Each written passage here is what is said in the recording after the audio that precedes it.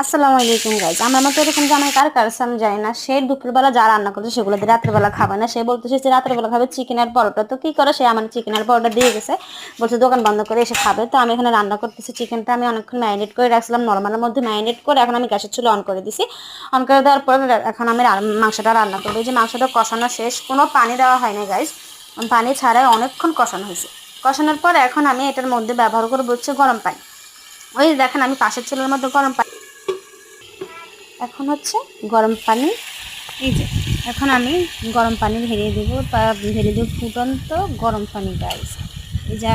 এই যে দেখেন একদম গরম পানি। তো জানি না কে কীভাবে রান্না করে, আমি কিন্তু এইভাবেই রান্না করতে পছন্দ করি বলতে কি, আমি কষানো মাংসটা এভাবেই রান্না করি, মানে গরম পানি দিয়ে। তবে কে কীভাবে রান্না করে জানি না, খেতে ভালোই হয় গাইস।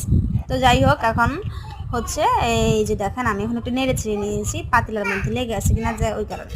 তো এই যে এখন আমি ঢাকনাটা দিয়ে দিব।